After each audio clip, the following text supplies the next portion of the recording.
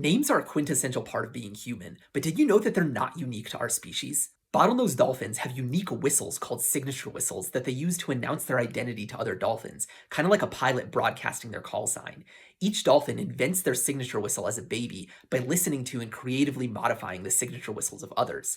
Most of the time, signature whistles are produced by the owner of the whistle, but occasionally, dolphins will copy another individual's signature whistle to get their attention, effectively calling them by name.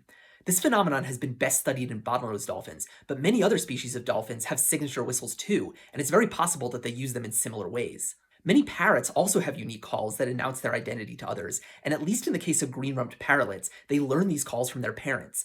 Like dolphins, some parrots can address each other by imitating one another's calls, but this works a little differently than the dolphin system. Whereas bottlenose dolphins copy the signature whistle of the individual that they're trying to address, in orange-fronted conures, it's more of a mutual imitation, with both individuals making their calls more and more similar to each other over the course of the interaction.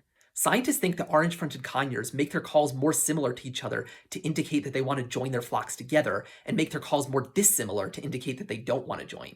Other scientists working with spectacled parrotlets and budgies in captivity have found that they use distinct calls to address different members of their family. But whether this involves mutual imitation like the orange-fronted conures or something more similar to human names remains to be discovered.